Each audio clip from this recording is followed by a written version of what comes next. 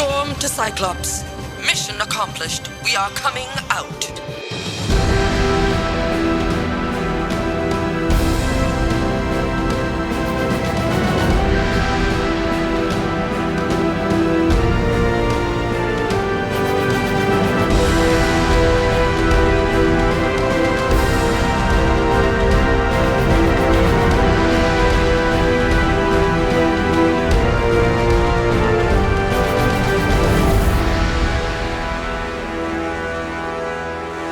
Welcome, Gothamites, to another episode of the Arkham Sessions. My name is Brian Ward. With me, as always, the psychologist to the superheroes, superheroines, and supervillains of Gotham City, and now somewhere in upstate New York, she's Dr. Drea Letamendi. Hello, Drea. Hi, Brian. How are you?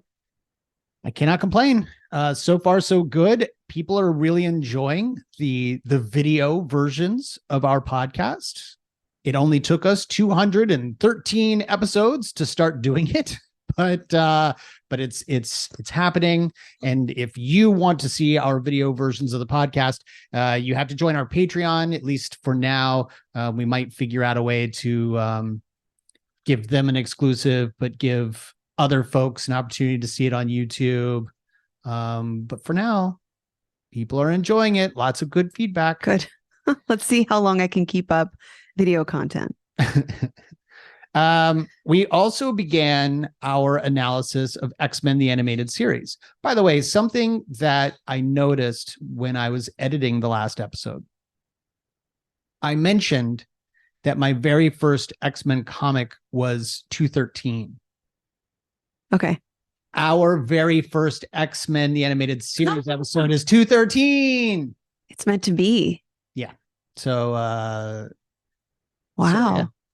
So that happened. That's cute. Yeah. It's adorable even. All right. Once again, we're going to be covering X-Men, the animated series. This episode is going to be covering the second part of the pilot episode, Night of the Sentinels, part 2. Drea, before we get into that, I know you had a couple of announcements you wanted to make. Yeah. So very quickly, if folks are making their way out to LA Comic-Con, I will be there on December 3rd. You will? Yes. I'll be there.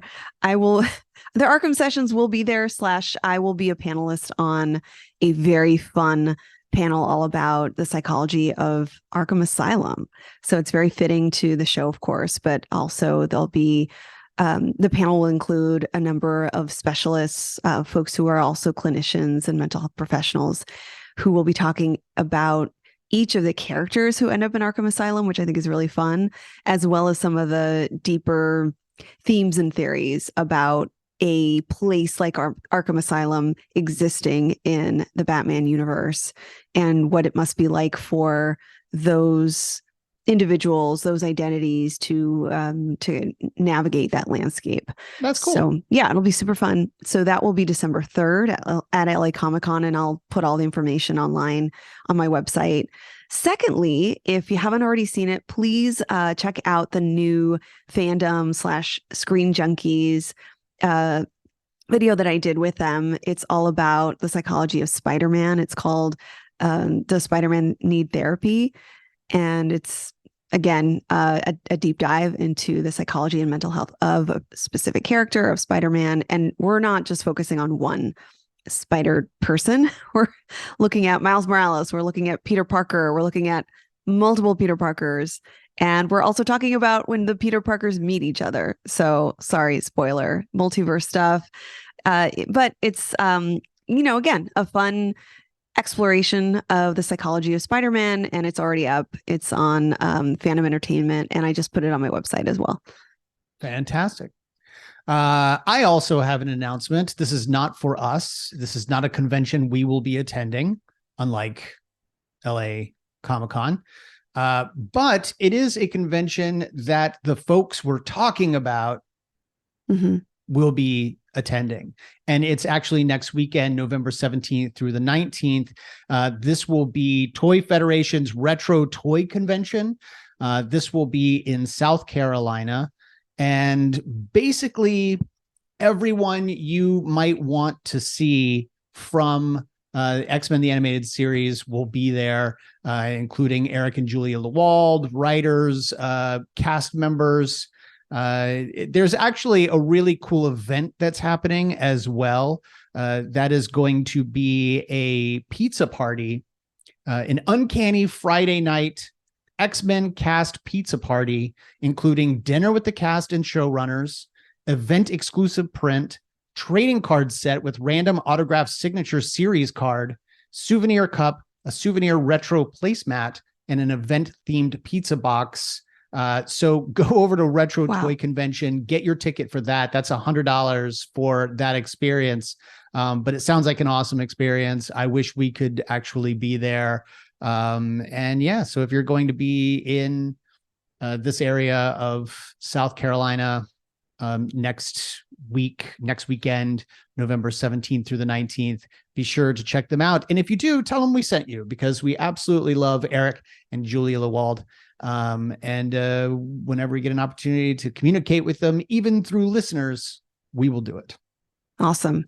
Also, see if you can grab one of those X-Men hats that they have. Previously on X-Men yes, those hats are adorable. Yeah, they're pretty great.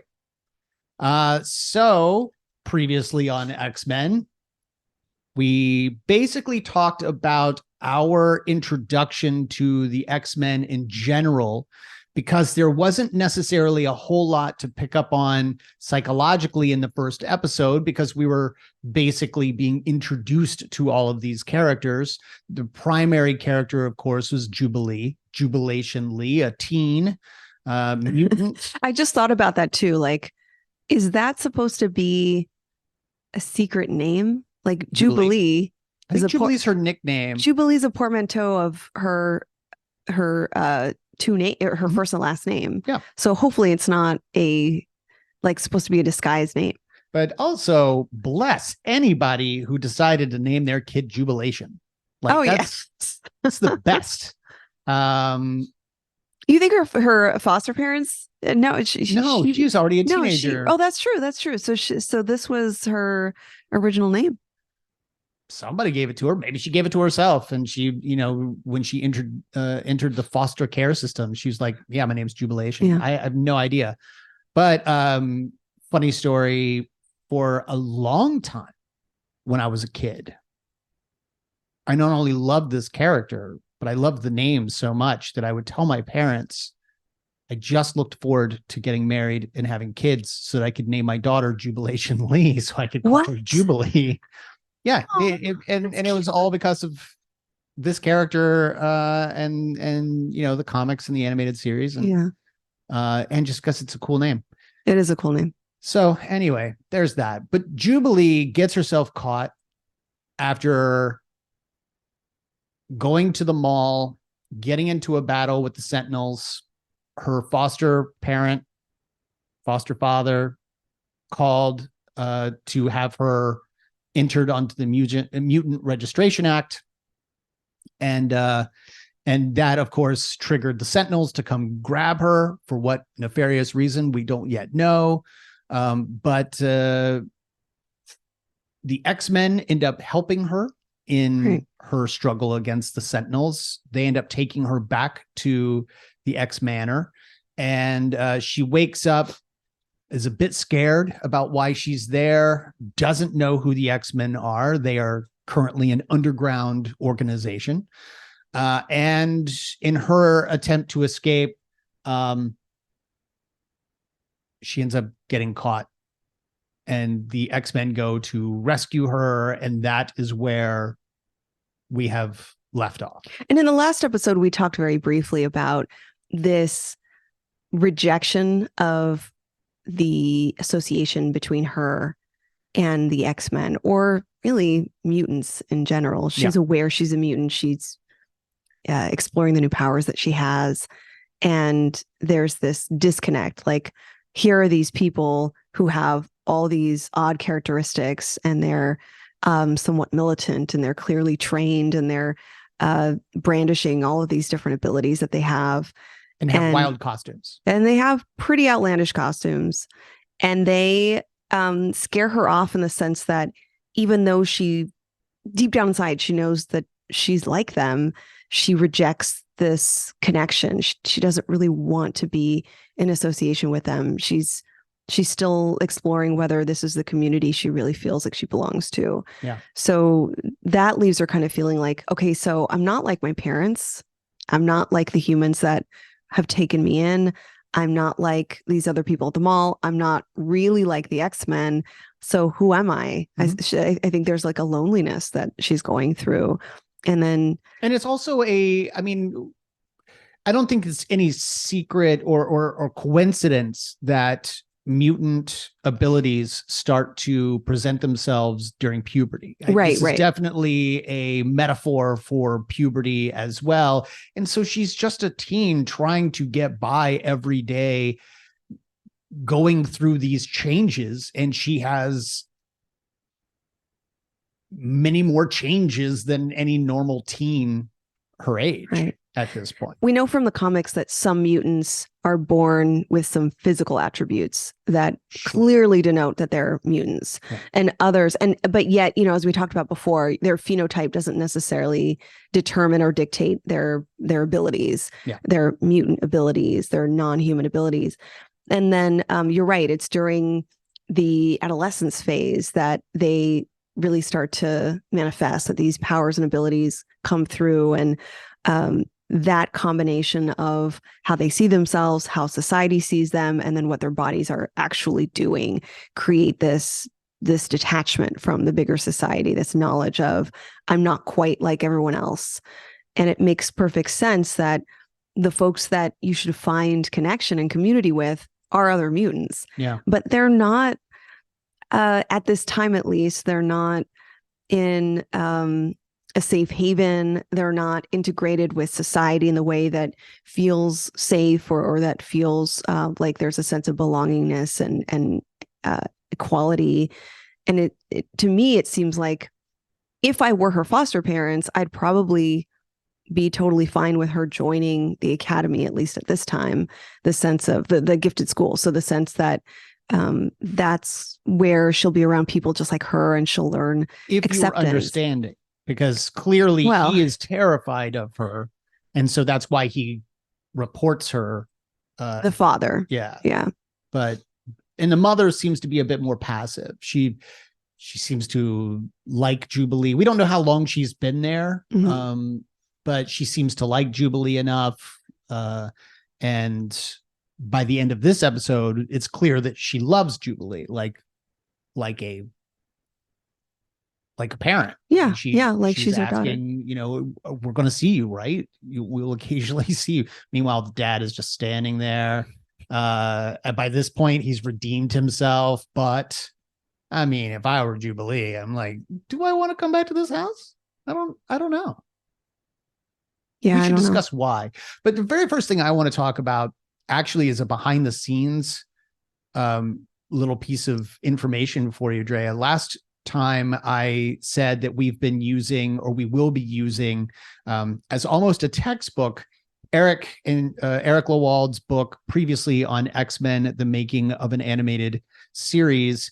This is literally a book that would be so incredibly beneficial to anyone who decided they wanted to make a cartoon series, especially one based on a popular IP for a network.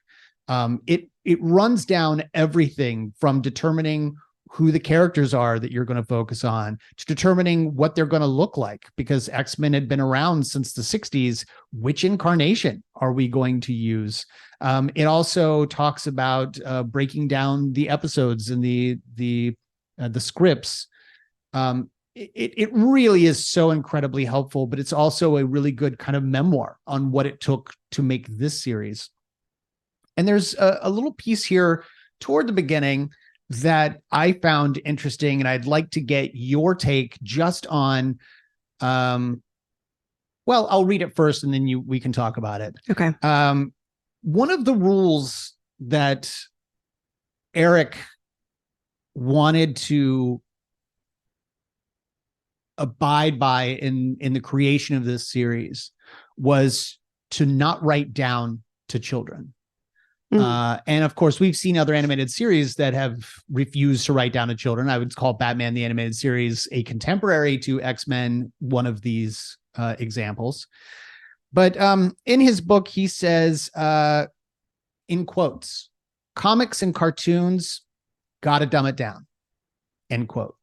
And then another quote, we wouldn't want to upset or challenge the kids, end quote. Child psychologists swear by their fees that the young must be coddled and narrowly written for.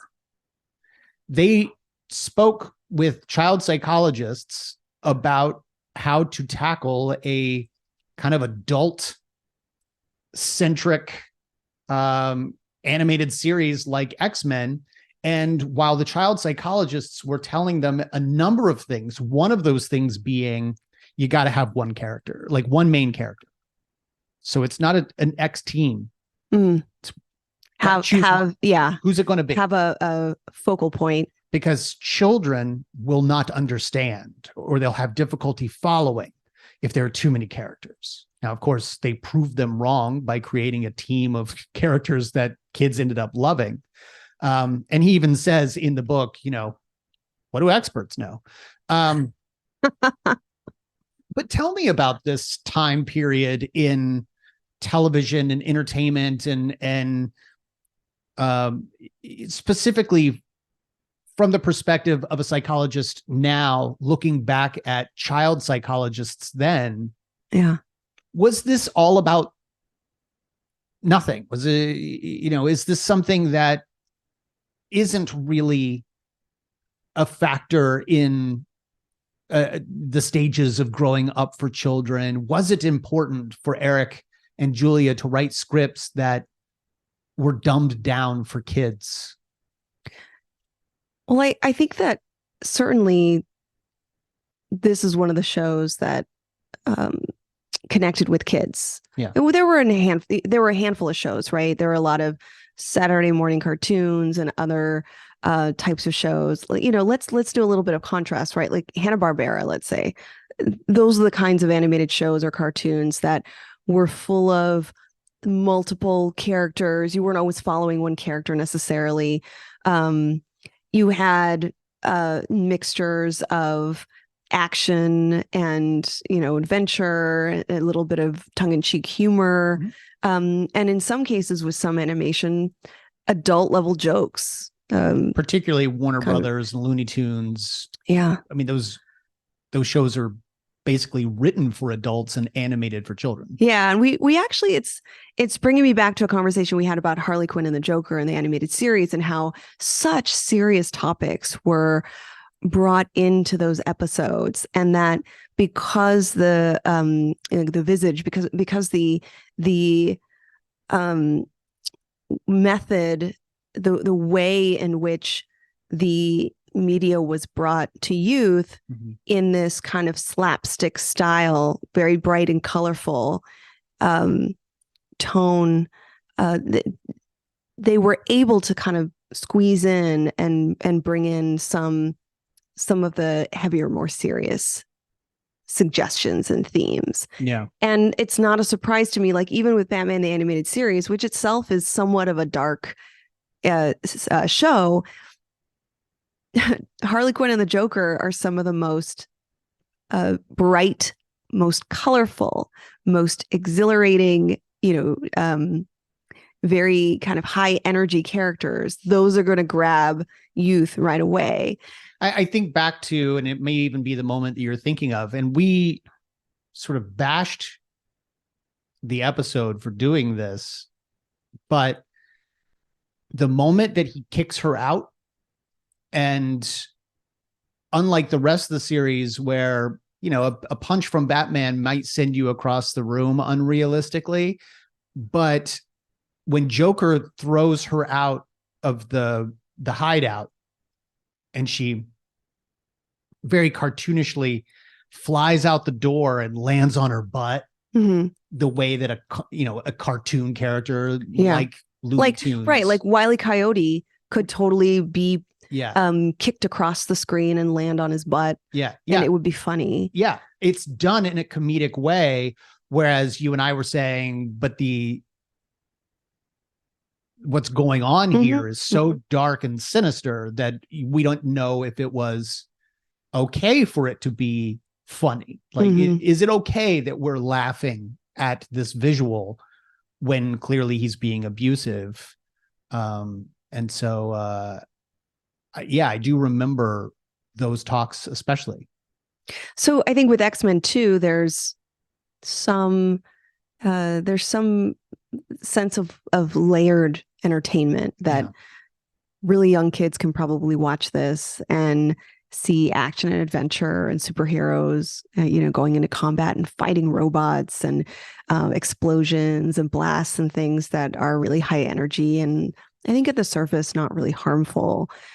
Now, the 80s and 90s are really interesting, too, because you had such a diverse array of different kinds of animation, different kinds of shows. I'm trying to think back on when the Power Rangers came out. Wasn't it around the same time, right? So the aspect of fighting, like superhero fighting and superheroes teaming up to challenge the villain, those are kinds of things that were very normal. Even Power Rangers had very specific, very strict rules not from Haim Saban, but from networks and standards and practices. Like, if I remember correctly, regarding the fight scenes, you could never punch anyone in the face. Oh, really? So I won't see like the Red Ranger punch someone in the face. I feel like I've seen this. It's always the chest. It's always, and it's usually comical in nature, but if they kick them, they're kicking them in the chest. If they punch them, usually when the Rangers punch the putties and the putties disintegrate, they're specifically punching them in a particular emblem in the center of their chest, as if that's the protective, you got to protect that emblem at all costs. Otherwise you'll disintegrate into nothing. It was very strict rules about what kind of violence you could show kids on TV. And that was one of them. Can't punch them in the face, because kids are going to go and punch each other in the face. Right. And I think, let's address what the child psychologist was saying.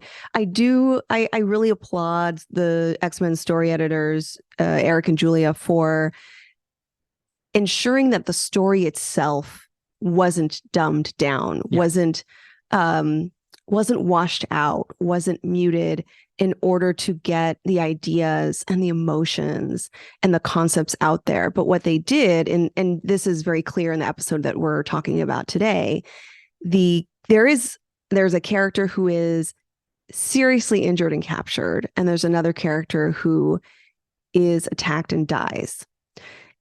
The way that it's animated and the way that the dialogue happens around it is kind of layered around the actual violence and trauma. So you don't actually see, we got to spoil it, right? So Morph is the character.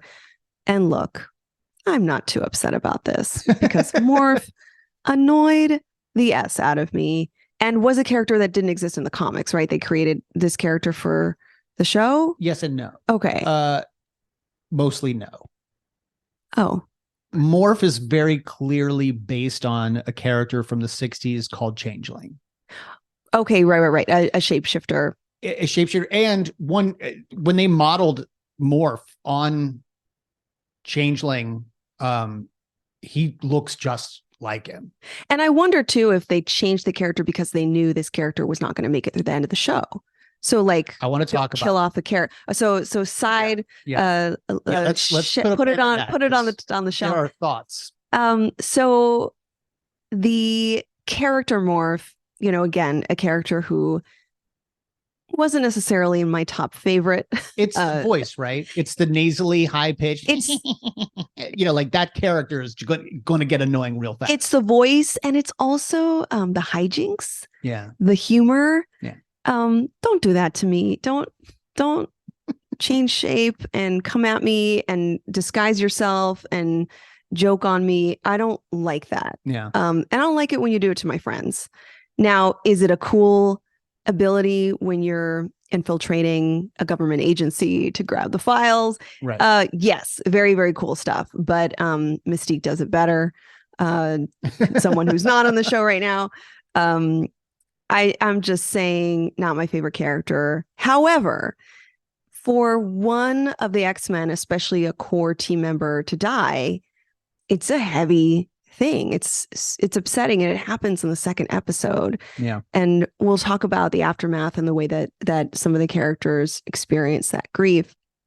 But what I really like about the episode is that part of the story isn't disguised. I mean, let's use that that concept.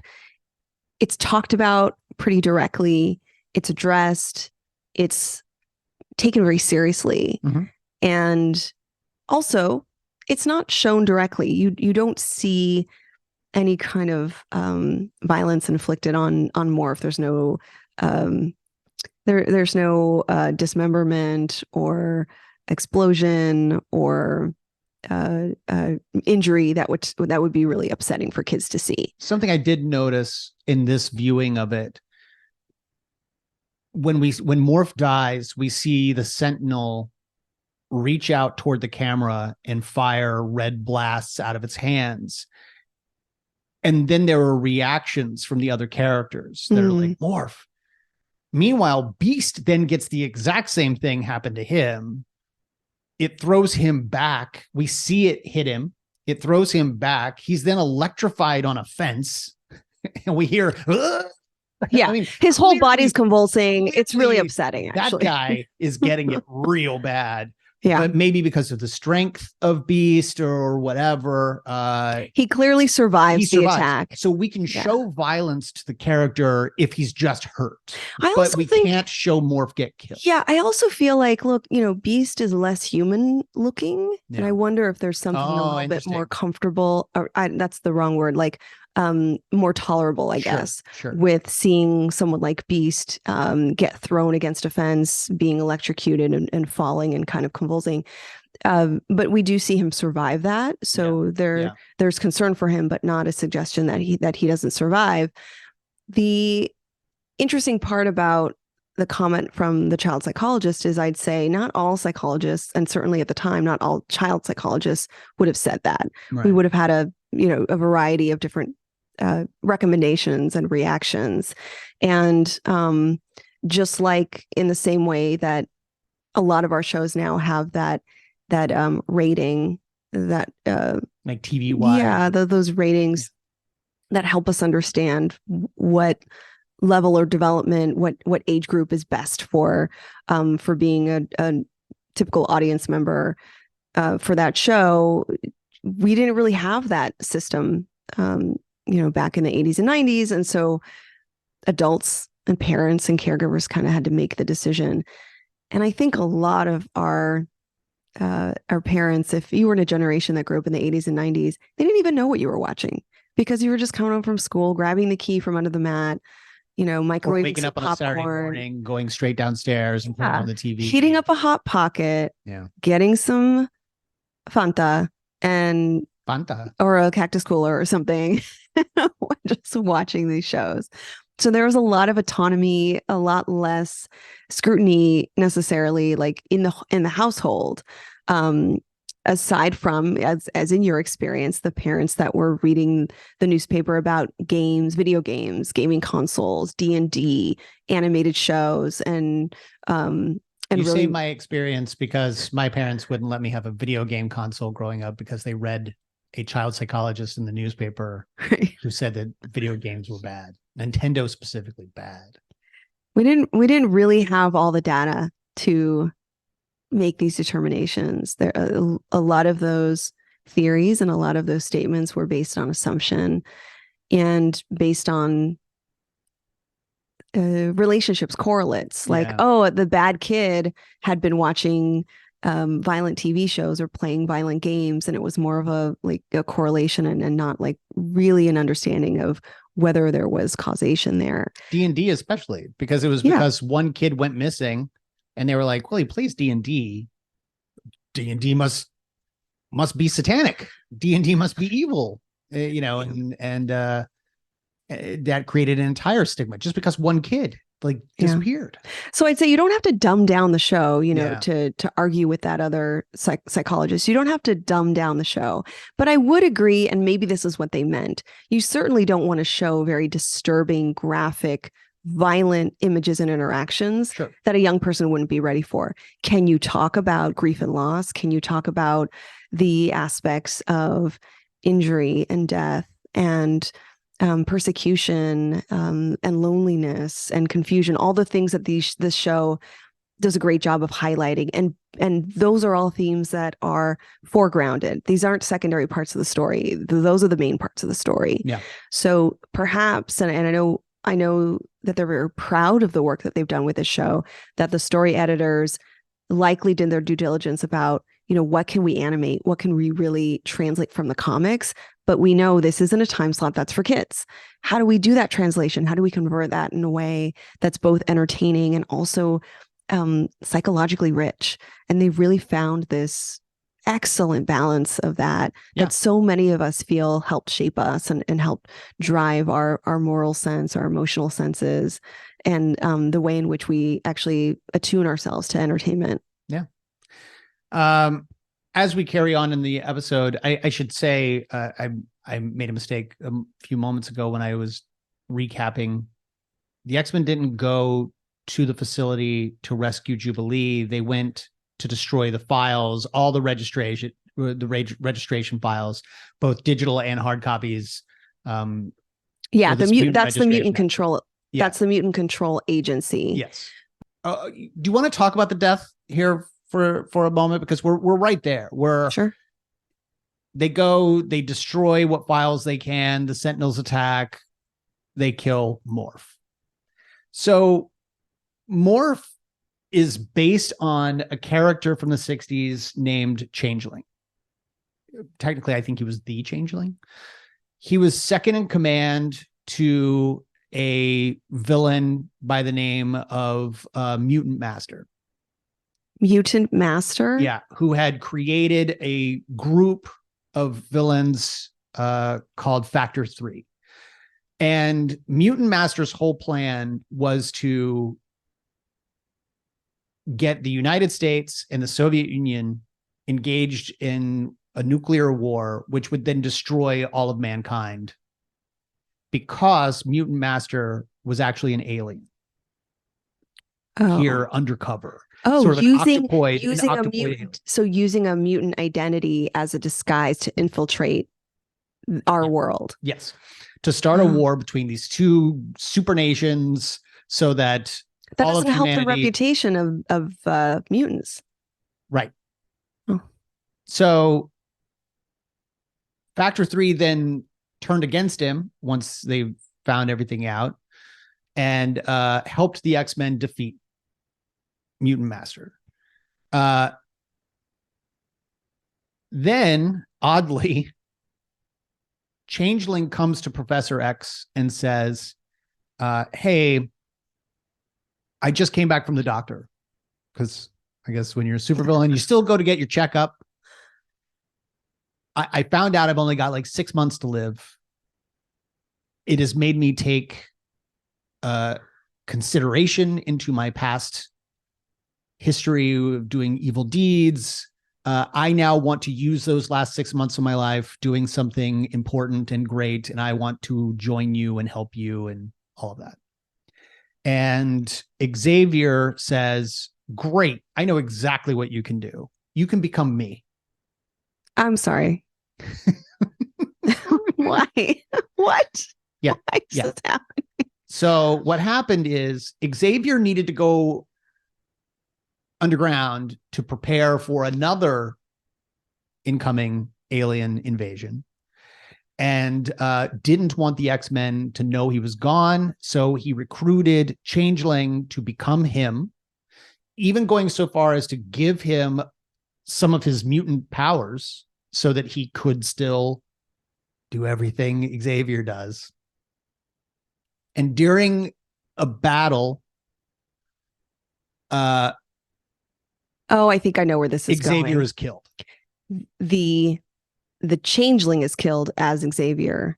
Changeling is killed as Xavier. So really what they did was they retconned Xavier's death. And they were like, no, he didn't actually die. It was Changeling. And let's show you what the scene, wow. whatever. And so that is basically where this is coming from, is this character who wasn't really well known, but clearly served the purpose of dying. He was created to die in the name, for the animated series in order to up the game for kids, Oh my gosh, what a tremendous plot point here. Yes. And it doesn't feel, even how you describe it is really interesting, but it doesn't feel superficial. It doesn't feel that we're sort of manipulated here. Here's where I take issue. Okay. And I realize that this is 2023 Brian talking about an animated show that was written in the early 90s. It was not originally supposed to be Morph or even Changeling. And by the way, the reason they couldn't use the name Changeling is because Beast Boy over at DC had been using the name Changeling for quite some time. And no one had ever really heard of Changeling at Marvel since he died. So, they just couldn't use the name. Okay. But he wasn't originally the character that was going to die in this moment. It was a character by the name of Thunderbird, who was a Native American. You may have seen him or his brother, Warpath, big, hulking Native American character, feather, bird, big red bird on his blue costume. Created, by the way, by our old friend Len Wein. But that character was supposed to sort of mirror his own fate in the comics, which was mission number 2, Thunderbird dies. And the whole thing was Len and the gang had decided to create a character that they could kill off. And it was going to be a big shock where it was, right off the bat, dead. Mm-hmm. Anything could happen. Because this was like the 3rd iteration of the X-Men at the time. Okay. He was introduced in what you were referring to, the giant-sized X-Men -- Yeah, where a bunch of people are introduced. Yes. Storm's introduced. I think Wolverine's introduced. So he during his second mission, they end up killing him off. And actually there's a quote by Chris Claremont, who we'll talk to, or we'll talk about a lot going forward in this series of the show. But Claremont says that it was Len who ultimately decided to kill the character off, saying he figured there are 2 ways to do this. One, you spend years, if not decades, building up a relationship between the audience and a character, building the emotional bonds between them. So when something happens to that character, the audience is devastated. Or you do it right off the bat when no one is expecting it. And it's a different devastation because you're shocked and you're dealing with something very unexpected. You started to attach to a character. You're basically forecasting that there's going to be more storytelling with them, and that attachment gets disrupted right away. Right. So it's a different kind of relational trauma.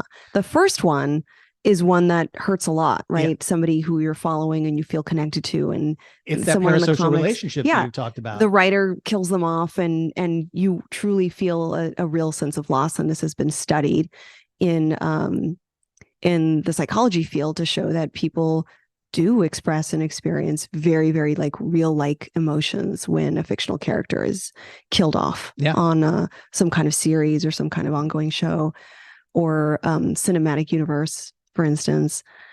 The other one, it's kind of, when Game of Thrones, for instance, started doing that and people were people were shocked at this. This is the kind of storytelling that's been happening in comics for a long time. The concept of introducing a character and the audience losing that character within a few episodes or within a few issues isn't super uncommon. Yeah.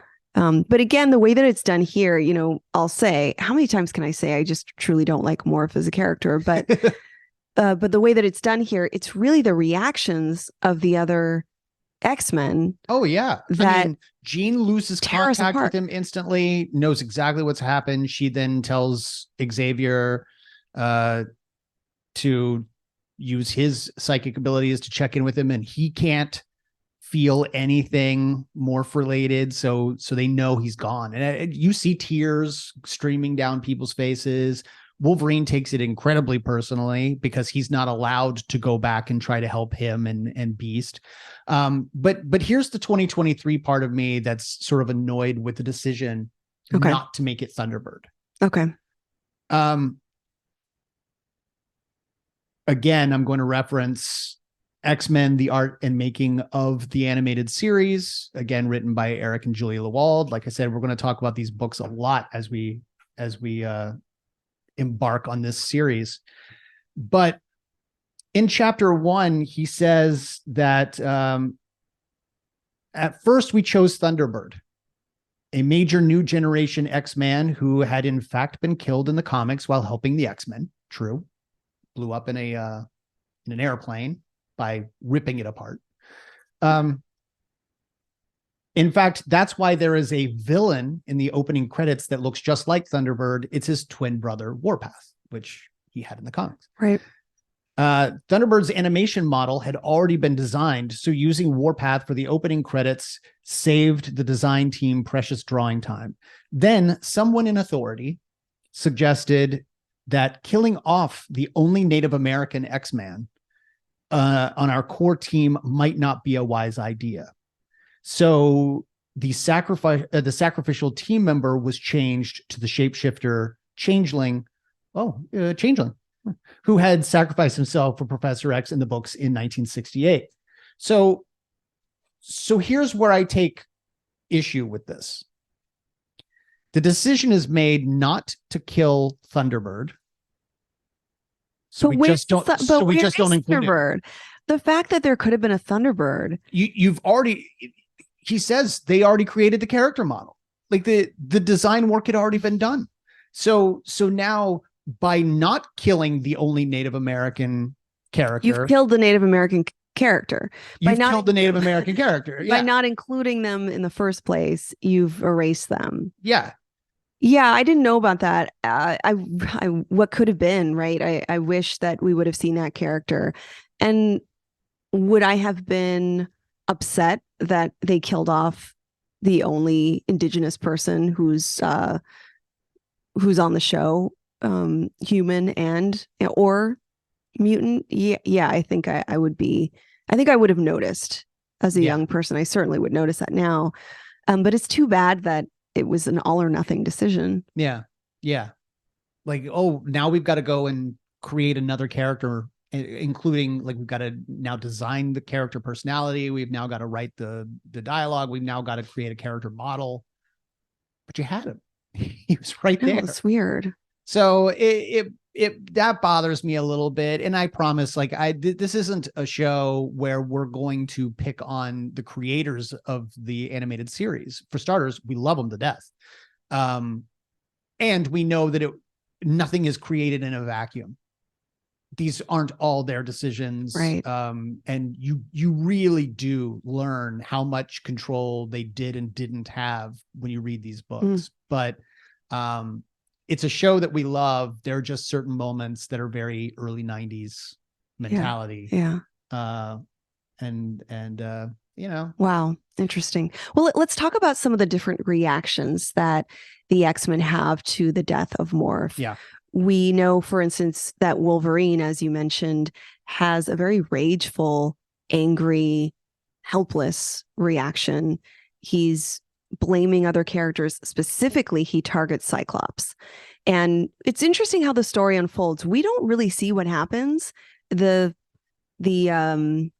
incident of being attacked by the Sentinels takes place, and then before we know it, they're back. They're home again. Safely with Professor X. Yeah. So you don't see what happens right away, but there's that exchange, a really combative exchange between Wolverine and Cyclops. And I kind of liked it. I indulged in it. And this is the tension and conflict and personality clash that these two characters are going to have. And so this is one of the first times that we see how they are very well loved. These are two characters who a lot of us just adore, but have very different styles. And I think a lot of us can see these two sides of the situation. It's Captain America and Iron Man again. In many ways. Okay. There are a lot of people who believe that it's a similar sort of dichotomy where you're going to have Wolverine, who's going to wear every emotion he's ever had on his sleeve. And then you've got Scott, who is going to be a very proper commander. Yes, he does the right thing. Decisions sometimes. He's very practical. He goes by the manual. He goes by the book. He needed to, and so yes, he needed to get the team out of the field. And he even says, "I'm not going to apologize for making command decisions." You know, like that's something that. Well, you could still apologize, though. You could apologize for the outcome. You could apologize for the sorrow. You could apologize for, participating in something that ultimately led to the death of someone on the team. There's lots of reasons that an apology can be well received, can make sense. Someone needs that. Other people might need that apology. The way that Scott handles it right away, like initially, is this very kind of steady, logical reaction with a reliance on this is how the system is. This is what we do. I don't have a choice. And his whole thing is needs of the many again, where it's, I can't risk any of you getting hurt or killed or captured. It's time for us to leave, regroup, and think and about there's this. So few of us compared to humans. Yeah. And we're a persecuted group. We have to look out. I don't hate him for the decision. What's kind of cool about this episode is it's Wolverine who flashes back. So he has kind of a memory come to him. And then we see what occurred through his eyes. Mm-hmm. And what occurred in terms of his interpretation is the Sentinels attack. Morph is, directly hit. Beast gets sacrificing himself, pushing Wolverine out of the way. Right. So he saves Wolverine and he's in the line of fire and he gets hit. Beast gets slammed against the electric fence and is disarmed. And that's Wolverine's interpretation, which may be very close to what actually happened. The interesting thing is, right away, Wolverine is reacting with this, hostility. He has visceral reactions to this. He's physical, he's combative, he's angry. He destroys one of the vehicles. It's like he didn't destroy it. He converted it into a convertible for Scott. He takes the roof off of his car. Yeah, like how they each have a car. Oh yeah, and he has his own Jeep. Yeah, he's got his own. He takes. It's a very Wrangler, rugged off-road Jeep. Yeah. So Logan's going to do his own thing, and he keeps saying that. Mm-hmm. I do my own thing. Yeah. Yes, I'm a part of this team. Yes, we can agree on the goals. We can agree on the objectives. I know in my heart what's right to do. The thing about this extraction, if you will, is that Wolverine was relieved of a choice, is the kindest way to put it. So Rogue puts her hand on him when he's basically saying, in the midst of all of this violence, he's saying, I'm going to go in and get my friends. I'm going to go in and get Beast and Morph. And Rogue uses her powers to disarm him. Yeah. And he becomes this sort of weak, vulnerable, barely conscious mutant. And he still can cognitively know I'm trying to help my friends, but he's so weakened by this action that he has no choice. He has to acquiesce, and they take him back. And the last thing he says is, "Don't leave Morph and Beast." Yeah. It's kind of sad. It is. And so I have mixed feelings about. And by the way, if there's a character that you could trust to go in there and just mess some stuff up, Wolverine's going to be that guy. Sure. Not only does he have the adamantium claws and the rage, he also has the healing factor. So, can you kill this guy? Probably not. Mhm. You know, you could probably do some severe damage, but he's going to come back and he's going to just destroy your facility Yeah. again, twice Yeah. as bad than last But they time. didn't trust him. They were in a panic. They were in an escalated level of emotions, and Yeah. they needed to just extract him and get him back home. And I feel because he didn't consent to that, that there was a betrayal there. There's sort of like, if you already have a character who doesn't feel like he's trusted, Yeah. who doesn't quite fit in, you know, in terms of like X-Men already feeling like they're left out. The X-Men, the X-person who feels left out of the X-Men is Wolverine. And to further sort of elevate that sense of mistrust, and you're not a part of us, and we don't agree with your decisions, we have to subdue you. We basically have to, like, you know, render you unconscious for us to get along. I felt very angry at that decision, and I felt like he didn't have consent for that. And was it the right thing to do? Yeah. Could I flip that a little bit and ask you, now let's look at it from the other perspective. Not only are you part of us, you are so important to this team. We will not let you get hurt or killed or captured. You have to come back with your family, and this is us protecting you. And not only are we protecting you, but we can't go through this level of pain for any more people. And by insisting on going, you are now putting us in further pain, not knowing the outcome. Oh, so he's a liability. No, not a liability. Emotionally, if you go off on your own, we're going to be left wondering what's going on. Yeah. Is he alive? Is he hurt? Is he dead? Is he captured? Is he given up the location of the X Mansion? Like, yeah, there's all sorts of vulnerabilities. And I think, you know, what I appreciate about it is that you're bringing in this military tactic that I think you're probably more insightful about than I am. This sense that this is what, not necessarily this is what we trained for, but we have strategies that we fully know about and that we need to utilize in order to protect ourselves and to survive what has become catastrophic. And so now we're at like red level. At this time, we just need to extract everybody. This is not the time to go in and attack. Yeah, there's no such thing as an acceptable. Too many casualties. Yeah. So I appreciate that. I guess the psychologist in me is like, okay, so when do you talk about it? Where's the debriefing? Like, come back together in the, you know, the big room that Professor X works in, or maybe something more comfortable. Like, a number of them try. Jean tries. She actually chases him out of the you know, when he cuts the roof top off of Scott's car. She's like trying to get him to stop and stay and talk to him. Yeah. But you're right. There is no sit down and discuss. Logan isn't really that guy anymore. He's not. He hasn't been.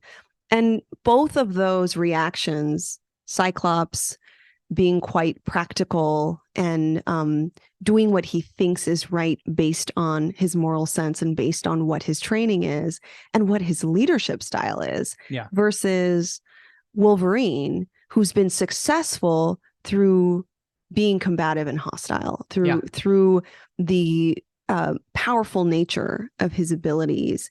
He does the surprise attack. He has these killer claws. He knows that he can really make a difference through brute force, not through logic, not through strategy necessarily, but through kind of a combination. And those reactions, although they're quite different, those reactions are both realistic. Like, I can't sit here and say, oh yeah, you know, Cyclops that's not a normal reaction. They're both actually very normal reactions given their personalities and where they fit in the team. Yeah. And I think Wolverine, especially, a lot of us, and I think honestly at that time, a lot of the young audiences absolutely relate to that. Mm. Maybe my parent or someone would have been logical and strategic. Yeah. But I would have been emotional and reactive, and I wanted to lash out too. Yeah. Those reactions, I'm actually not saying those are immature reactions. I'm saying those are very emotional reactions that adults have kind of learned to oppress, and navigate differently, but we still have them. And for Wolverine to show the intensity of that reaction, I think is good for us. That's grief. Grief is anger. Yeah. Grief is lashing out. Grief is redirecting it to toward destruction. And is that necessarily unhealthy? No. Can it be unsafe? Absolutely. It can put him and other people in harm's way. Yeah. The other part about Wolverine is, look, he is, let's relate this to what happens in the bar. A little bit later, Wolverine is in his street clothes. Yep. As Logan He's a bar. In a bar playing pool. Couldn't remember if there was alcohol in there. Probably not, right? Because this is a kid's show. Well, there were probably bottles. Yeah. Out. And he's kind of rough with the other folks in the other patrons in the bar, and of course, well, they pick on him. Yeah, I was going to say, pick on him. Yeah, as well. They notice him. They notice that he's a little extra furry, and they realize he's different, and their assumptions are taken, and they clock him as a mutant. Well, they don't clock him as a mutant until his claws come out, right? And then they go, "Oh, so sorry, you're like, he's a mutant. Get out of here. We don't serve your kind." Yes. And it reminds me too that when Cyclops shows up at the bar, by the way, I didn't remember this, but now it's grabbing my attention that Cyclops has pretty amazing outfits when he's in his street clothes, when he's in his normie clothes. Oh yeah. Those the like tie and business suit and the jackets and all the button up stuff that he wears. I had never noticed it before, but he is like a professional. He is stylish. Yeah. But my point is related to this. Not just me admiring him. And that's juxtaposed with Logan's rough looking. Logan's leather coat with the fur collar, the blue jeans, the plaid shirt. Yes. Yeah. Yeah. And I can imagine Logan can try to wear the things that Cyclops wears, and it wouldn't matter. People are still going to realize that, again, he has a phenotype that is strange and different, odd, not quite human. Mm-hmm. And when he gets angry, it's clear that he's a mutant. That tells me a lot about how they're reacting to grief, because in a way, they're both trapped in their personal repertoire of emotional limitations. That Cyclops is, for the most part, seen as this upstander and put together, and he doesn't have maybe the permission to just lose control. Like, let me just take get these goddamn glasses off and lose my effing mind. And not only that, I mean, unlike Wolverine, who was instantly ready to throw down, Scott makes a joke and says, "You wouldn't hit a guy with glasses, would you?" With his ruby lenses, special ruby lenses. And the man can't navigate the world. The man can't be in the world without being in total control, or he will completely destroy everything. Can I interrupt you only to read? Yeah. One of my favorite things to do when we first started this podcast was read portions of the Writer's Bible. And luckily, because of these two books, we have it here for this series. Okay. You want me to read you the description that Eric and the gang wrote for Cyclops versus Wolverine? Yes. So Cyclops, also known as Scott. Cyclops was born Scott Summers. He's a 26-year-old American. He was Xavier's first X-Man and is the leader in the field. Unless covered by a visor or glasses, his eyes, when opened, will shoot out a horribly destructive optic energy beam.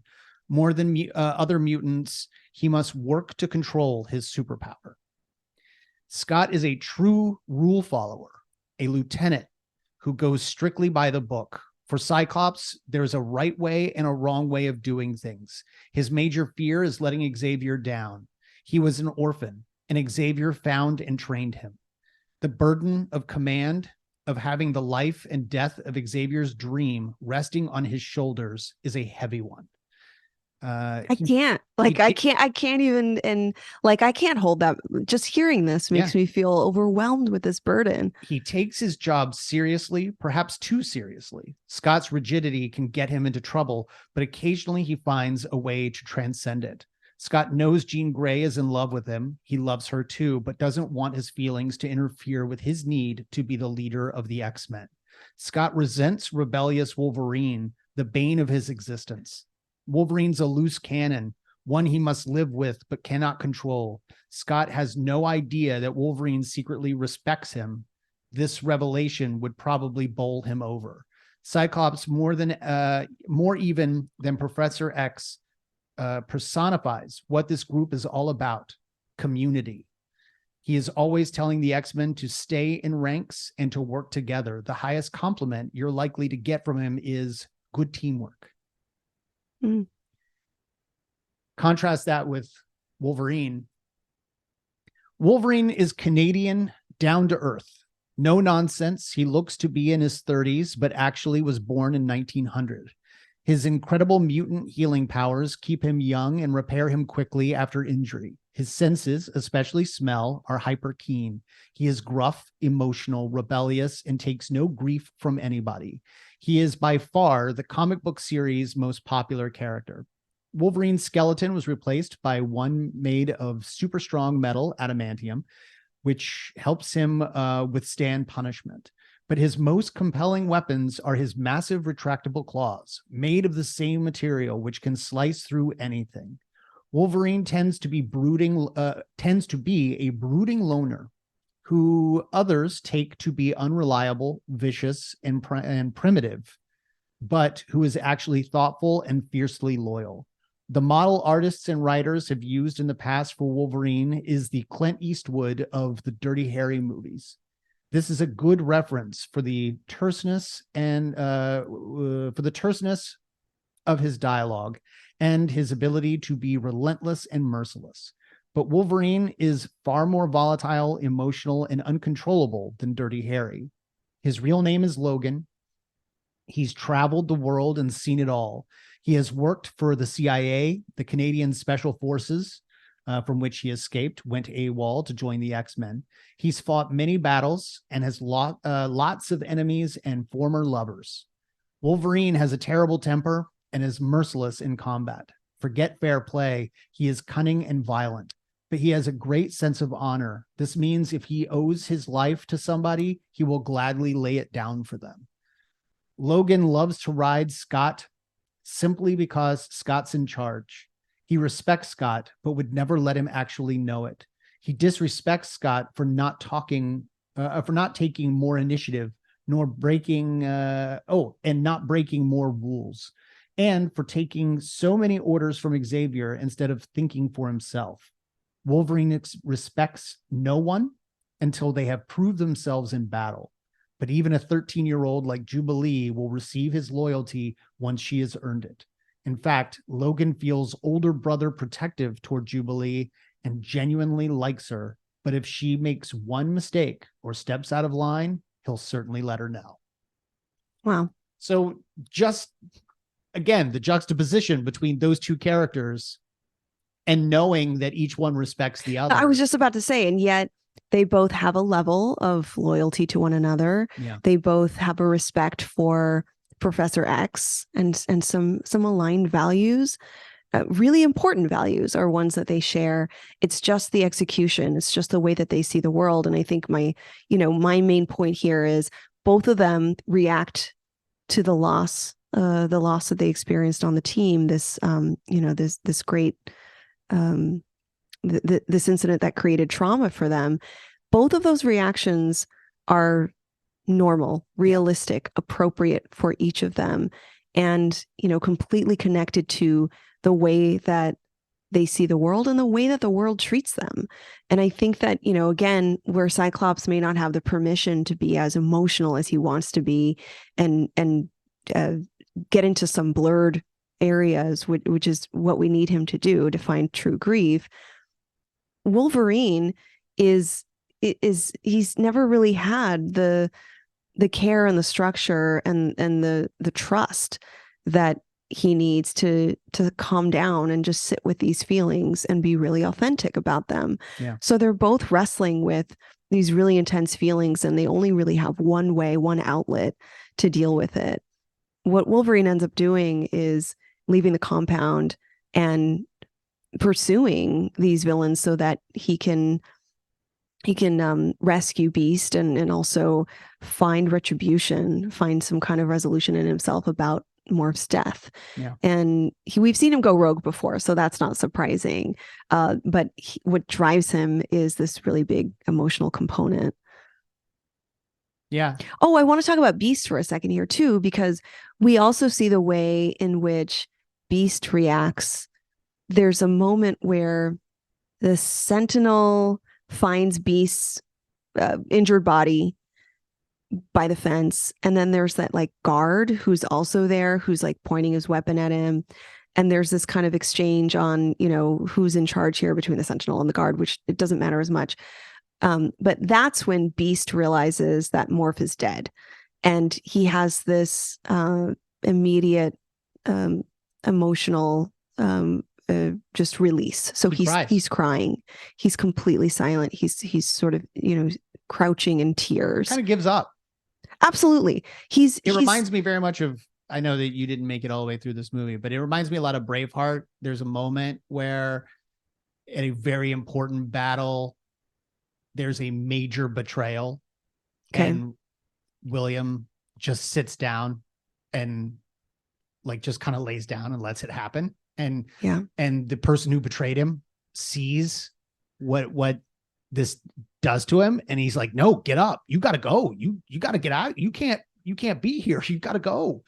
And so it reminded me very much of that, because you think at this point Beast is probably coherent enough to get out. He's so agile and acrobatic that he could probably get out, but he doesn't. He just lays down and cries. It's incredibly powerful, because you're right. He gives in to the grief and he becomes vulnerable. Yeah. There's a dangerousness and vulnerability about him stopping here. And Beast is taken to this, he's held captive in this little prisoner's room.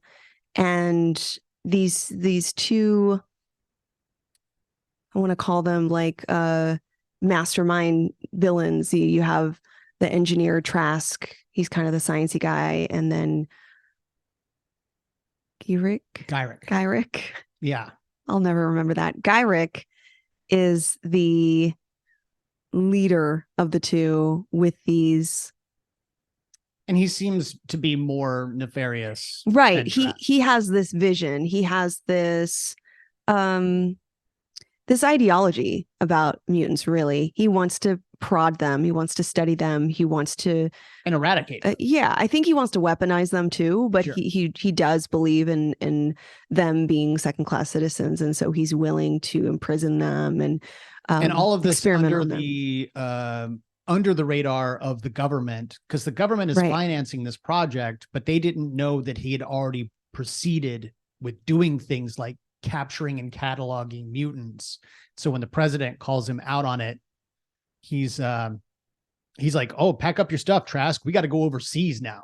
We're going to go do this somewhere else. Take it international. By the way, I applaud Eric for the president being a woman.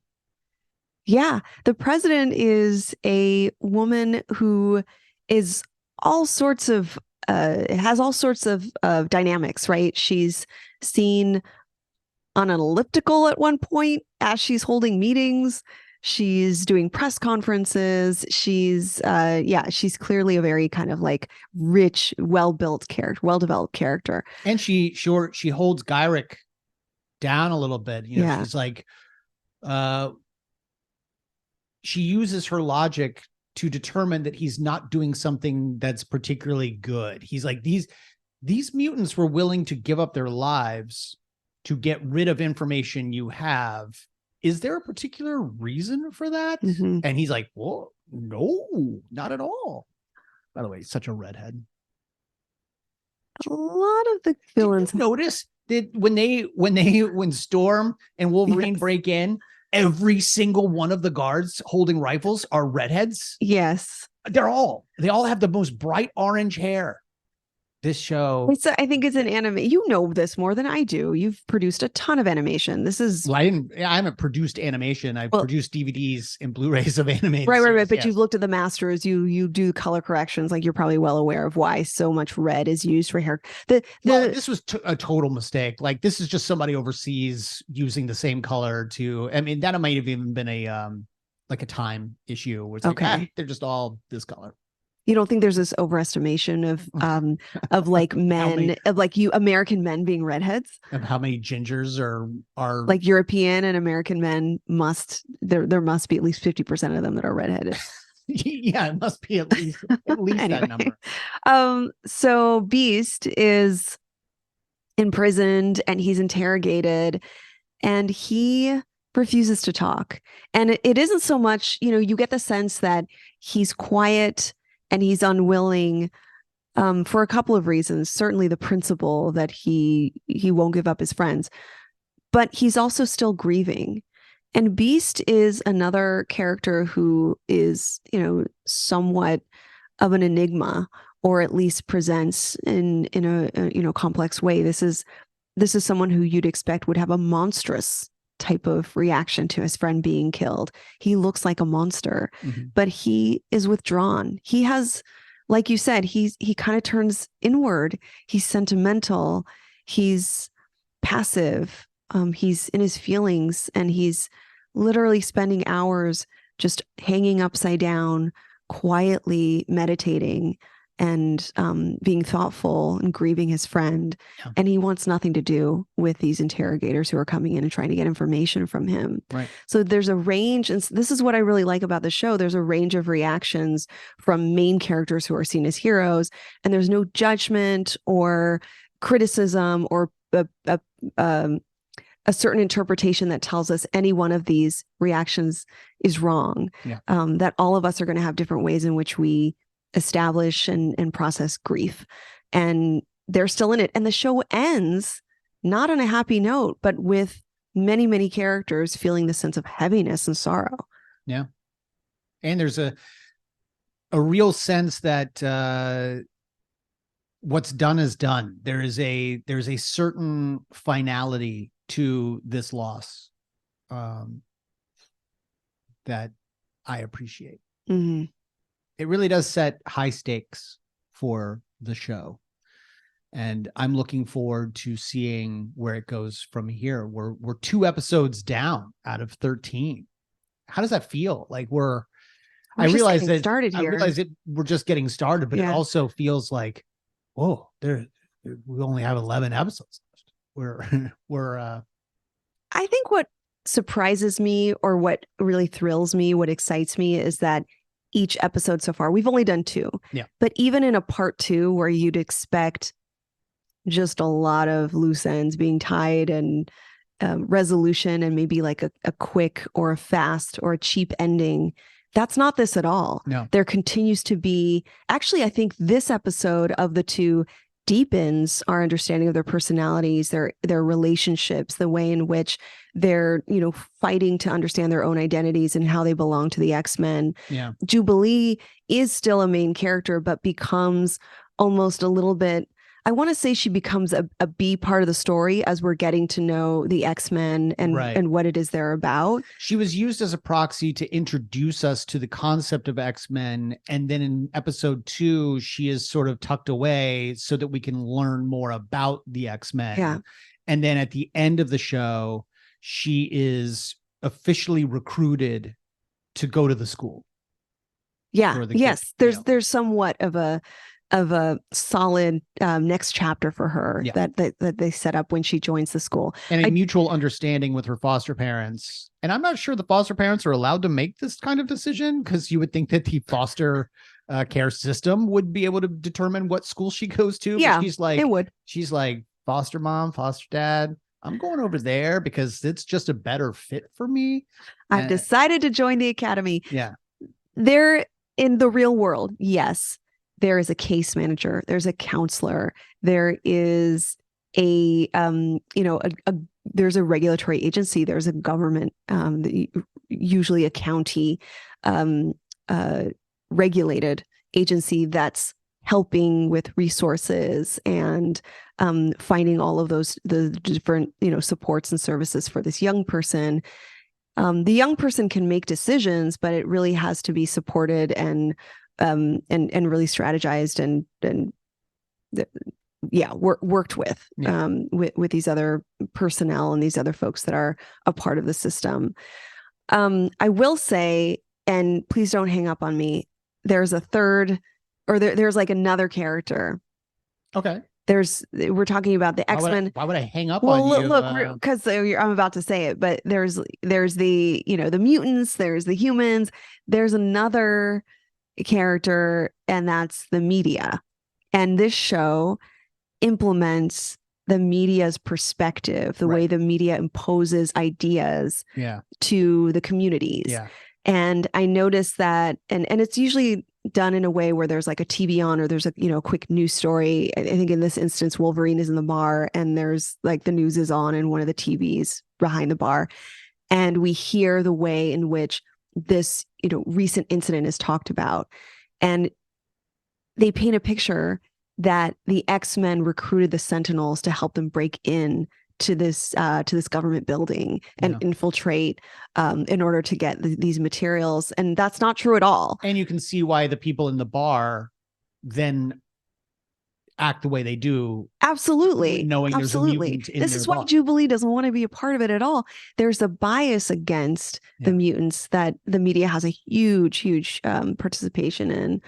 And it goes back to the first time we saw the media, where the very first thing you see is Sabretooth wrecking a city, and the only images of mutants that you see are negative images.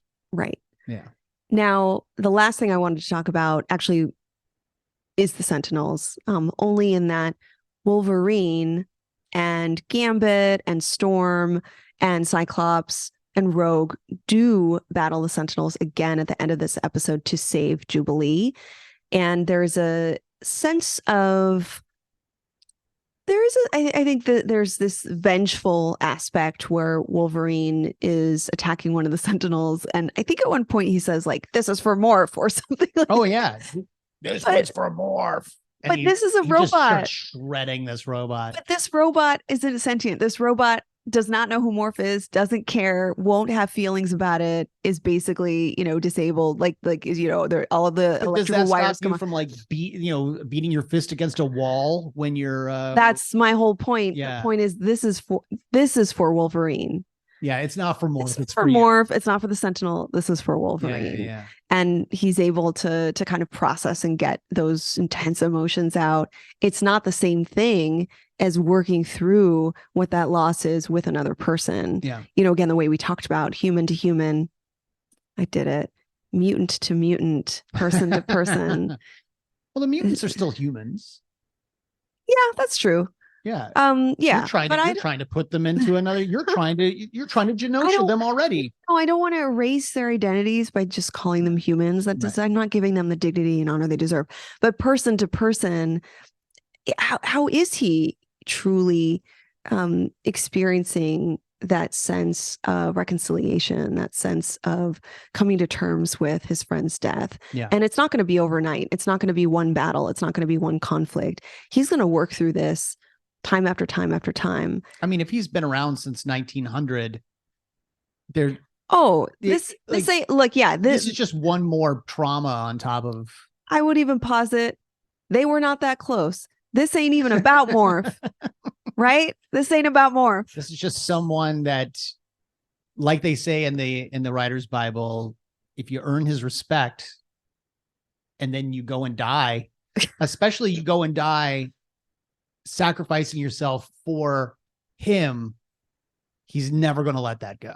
Yeah. That's going to be a driving force for at least the next 10 years until he meets someone else. That it's similar to the way they talk about, like, if Wookiees are really as old as they are, then Han Solo is more like his pet.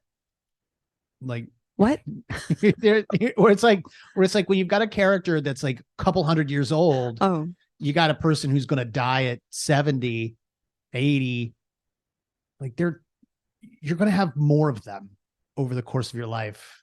And so Han Solo is more like Chewbacca's pet. Way to make things super sad. And so Wolverine, who's been alive since 1900, is like, oh, I lost another one, but now I'm gonna put a hash mark in my bedpost so that I can know exactly how many friends I've lost over my 93 years. Yeah. There's a lot about Wolverine that I like from the comics written well after even the Claremont. Oh, really? So, yeah. Like I know that we talked, this is the episode that won't ever go up, but we talked to Paul Jenkins at great length about his decision. I love that story. Yeah. That origin story is so great. The idea that, and this is what Paul brings to a story like this and a character like this, is the idea that he can't remember his past simply because it's so traumatic that his mutant ability considers that an injury and resolves it. And resolves it by making him forget. You know, that's like, it's brilliant. Such a great. I think it's so brilliant, that concept. You think it's like a government thing, like the government wiped his memories and now he's just trying to figure out who he is. But no, it's his own body. His psyche. Yeah. Yeah. His psyche subdued and erased that trauma as a way of healing, because he has the healing factor. It makes perfect sense. Yeah. What's the name of that comic? Why am I blanking? Or it's called Origin. Yeah. Okay. It's a good one. Not to be confused with Wolverine Origin. That's a movie that's really bad. I like all the X-Men movies. Sorry. Oh, you do? Not sorry. Yeah. Oh, okay. I like something about all of them. No one's asking to apologize. Everyone's allowed to like something. You know what? It's unfair of me to say it's a bad movie. There you go. Here's why. I've never seen it. I have literally never seen Wolverine Origin. This is the one where he's it's his first solo movie. So he's up in Canada a bit. He meets maybe some. I saw it one time. I have not seen it because it just looked bad to me.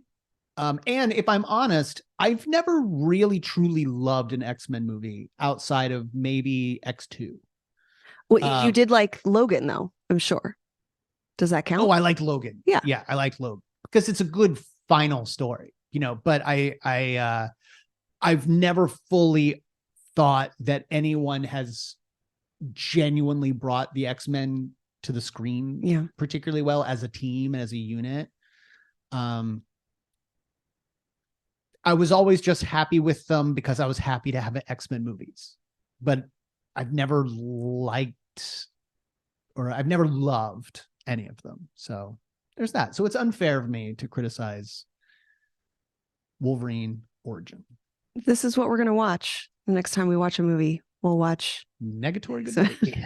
I'm going to keep it exactly because then I don't want to hate it because I dislike it so much. I don't think it's as bad as you think it is, by the way. Probably not. Yeah. Probably not.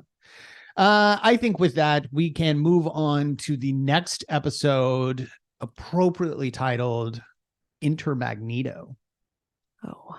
Yeah. It's going to be a doozy, one that you're going to love, I'm sure. Drea, until then, why don't you tell the good folks where they can find you online? You can find me on my website, drdreapsychology.com, or on socials at Dr. Drea Psychology. You can check out our message system. You can leave a voice memo on my website, drdreapsychology.com. Just look for that speak pipe button. It's an orange button. Record. I've been saying 2 minutes. Apparently, it might be closer to 90 seconds. It seems like it's 90 seconds, which is fine. You can record a couple of them. in a row, and we will listen. We do listen to all of our messages. We don't always air all of the messages, but we will listen to them. And sometimes if you have an email associated with it, we will reply. Speaking of which, if you specifically have questions about X-Men going forward, please leave a speak pipe. We are more able to air those during our discussions.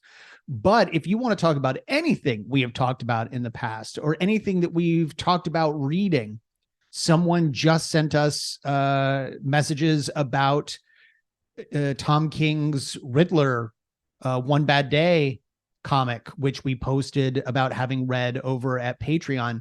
And we have decided we're going to take that question and we're going to answer it. Not yet. No, but it'll go online. And so if you have anything you want to discuss, send us questions via SpeakPipe or email or social media, and we will sit down and answer it here on camera. It's good audio, and we will post it online so that we can have additional conversations that aren't just what we are covering in any given episode. It was a great idea, Enzo, and we're gonna take it. So be on the lookout for an answer to your topic. Meanwhile, you can find me. I am mostly on Instagram at B_Ward028. You can find us both on Twitter at Arkham Sessions or Instagram at The Arkham Sessions. You can email us, arkhamsessions@gmail.com. Be sure to follow our family over at Fanbase Press. Come follow us over on Facebook, and join our Patreon, where you can get a shout out for our appreciation for making these episodes possible, such as Aaron Wenrick, Dr. Jerome Anderson, John Henry, Antonio Lopez, Kevin Ortel, Todd Stashwick, Heroes Journey Fitness, Frank Muller, Mark Pepper, Swara Sali, Rachel Acevedo Hoffman, Eric O'Sullivan, Dr. Girlfriend, and my father, Carl Ward. Thank you all for making these episodes possible. You can join our Patreon by going to patreon.com/Arkham Sessions. $1 will get you in. You can read all of our updates. You can get the episodes early, and a whole bunch of other benefits depending on the tiers that you choose, including watching us do these podcasts on camera. Drea, I have a special shout out to give to @TurtleDustin, who gave the Arkham Sessions a mention on YouTube at the Fandom/Screen Junkies video all about Spider-Man and therapy. Nice. I don't usually read the comments on YouTube for That's any just reason. toxic, I usually. know, but I happened to see it. So @TurtleDustin, thank you so much for giving Arkham Sessions a shout out. Fantastic. Thank you. All right. Until next time, I'm Brian Ward. I'm Dr. Drea Letamendi. And together we are The Arkham Sessions.